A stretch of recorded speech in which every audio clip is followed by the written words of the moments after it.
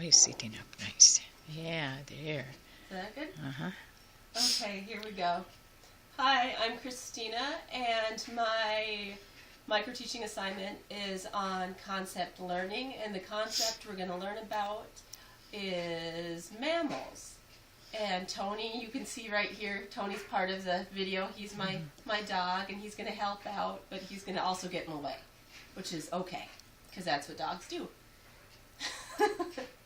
All right, here we go. All right, so I got out my reptile poster here that we worked on yesterday, and Tony's going to help out here. So let's do a quick review. What does anybody remember about reptiles that we learned about yesterday? So we all have our reptile posters that we worked on. I got to look here a little bit too.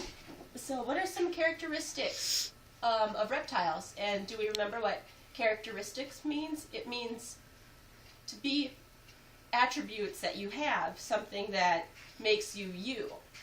So what makes a reptile a reptile? Let's see what we have here.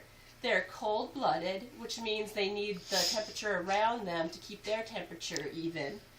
They're vertebrates, which means they have a backbone. We've got our skeleton here with their backbone. They have scales on their instead of like skins like human or fur like mammals, which we'll talk about later, have. Most reptiles lay eggs. There are certain types of snakes, there's a certain type of boa constrictor that actually gives birth to their young, that they don't hatch their eggs. But most reptiles have eggs that hatch, and then the babies are ready to live like adults right away after they're hatched. They start hunting and things like that right away. And reptiles have lungs, which means that they breathe air, much like humans do. And does anybody remember what kind of reptiles we talked about? What are some of the different reptiles that we talked about? We have lizards as a type of reptile, and I have a picture here on my poster of, which kind of skink is it? It is a prairie skink, which is one of the 3 lizards in Minnesota. And snakes are a type of reptile, and this is a picture of a North American racer, which is also a snake from Minnesota. Turtles are considered a kind of reptile. Things such as alligators and crocodiles. I don't know if this is an alligator or a crocodile. Maybe it's both. But it's fun to draw and make things.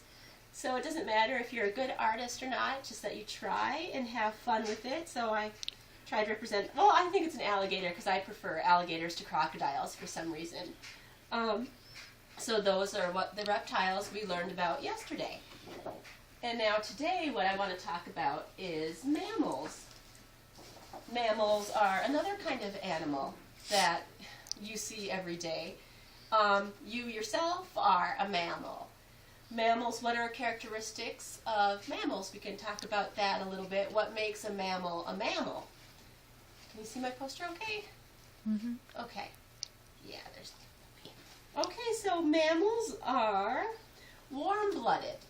So what it means to be warm-blooded is that your body temperature is moderated by your body keeps your body temperature at an even I'm losing it.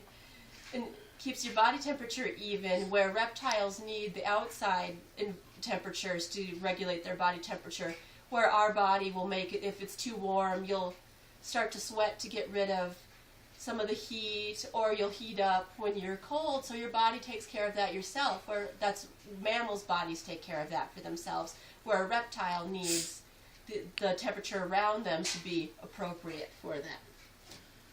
Let's see. Most mammals' young are born. They're not hatched. So mammals don't come from eggs. They are born. So no hatched mammals. Most mammals have hair or fur. So I have hair. Tony is a dog, but he's got hair because he's a poodle, and poodles, it's considered hair. But